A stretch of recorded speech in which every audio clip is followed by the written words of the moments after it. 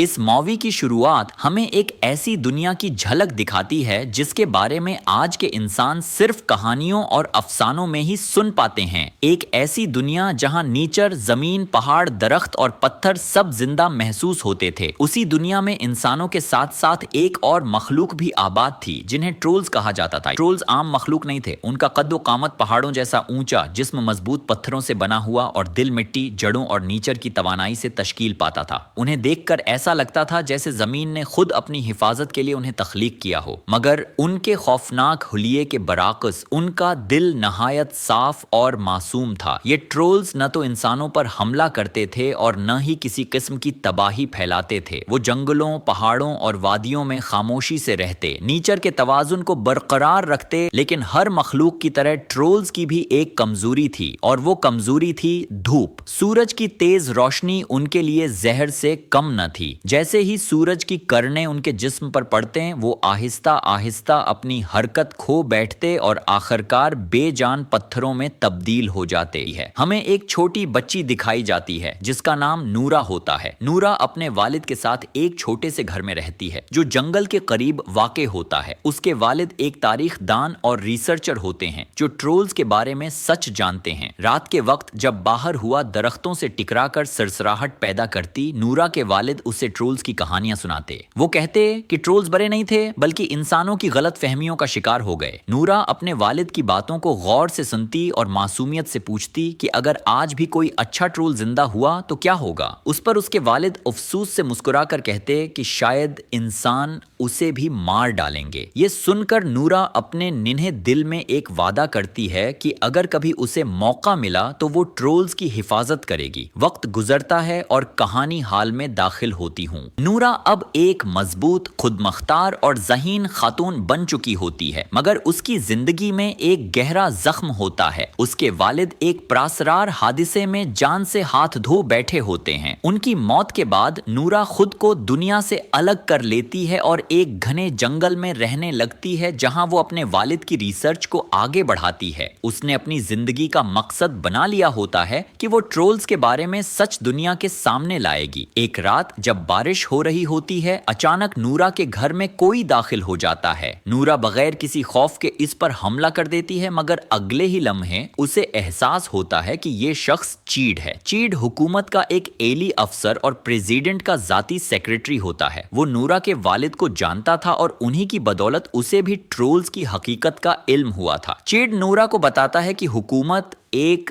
خفیہ منصوبے پر کام کر رہی ہے جس میں ٹرولز کو بطور ہتھیار استعمال کرنے کا ارادہ ہے۔ یہ سن کر نورا کو شدید غصہ آتا ہے۔ چیڈ اسے ایک خفیہ لیبارٹری میں لے جاتا ہے جہاں پروفیسر لہری ٹرولز پر تجربات کر رہے ہوتے ہیں۔ یہاں نورا کی آنکھوں کے سامنے ایک ایسا منظر آتا ہے جو اس کے دل کو توڑ دیتا ہے۔ ایک دی وہیکل ٹرول جسے زنجیروں میں جکڑا گیا ہوتا ہے لیبارٹری کے وسط میں قید ہوتا ہے۔ اس کا نام جیری رکھا گیا ہوتا ہے۔ سائنسدان بتاتے ہیں کہ جیری پچھلے 100 سالوں سے نیند میں تھا، لیکن اس نیند کی قیمت بہت بھاری ہوتی ہے۔ جیری کے جسم کے کئی حصے کاٹے جا چکے ہوتے ہیں، اس کے خون اور پتھروں پر تجربات کیے جا رہے ہوتے ہیں۔ نورا خاموشی سے جیری کے قریب جاتی ہے اور اس کے کان میں ایک نظم پڑھتی ہے جو اس کے والد نے کبھی اسے سکھائی تھی۔ یہ نظم جیری کے دل تک پہنچتی ہے۔ صدیوں بعد جیری کی آنکھیں کھلتی ہیں، لیکن جب وہ خود کو قید دیکھتا ہے تو اس کے اندر صدیوں کا غصہ پھٹ پڑتا ہے۔ وہ لیب کو تباہ کر دیتا ہے، زنجیریں توڑ دیتا ہے اور شہر کی طرف بڑھ جاتا ہے۔ یہاں سے مووی ایک مکمل ڈیزاسٹر فلم میں تبدیل ہو جاتی ہے۔ جیری شہر میں داخل ہوتے ہی ہر چیز کو روندنا شروع کر دیتا ہے۔ انسانوں کے لیے وہ اب ایک عفریت بن چکا ہوتا ہے۔ بچے، عورتیں، عمارتیں، گاڑیاں،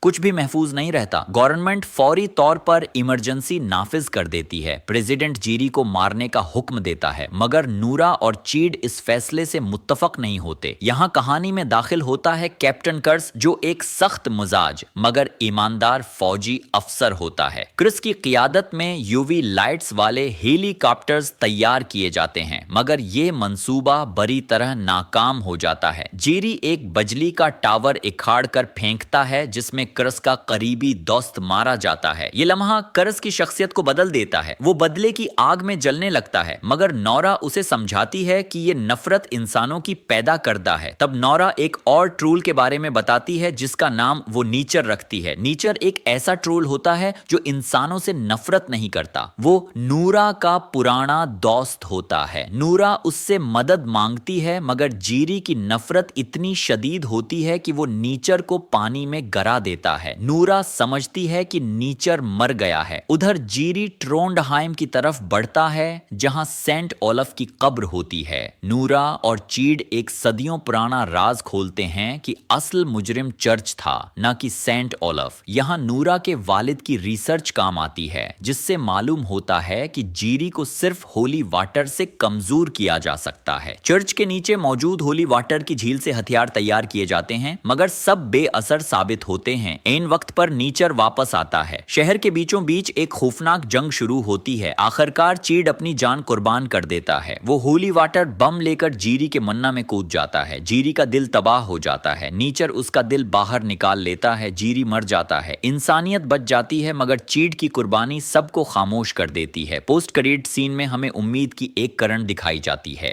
چیڈ کا بیٹا پیدا ہوتا ہے، انسان اور ٹرولز کے درمیان دوبارہ دوستی قائم ہوتی ہے مگر آخری سین میں ایک خفیہ لیب میں ایک چھوٹا ٹرول قید دکھایا جاتا ہے جو آہستہ آہستہ بڑا ہو رہا ہوتا ہے، اور یہی سوال چھوڑ کر کہانی ختم ہو جاتی ہے۔ کیا انسان واقعی بدل چکے ہیں یا تاریخ خود کو دوبارہ دہرانے والی ہے؟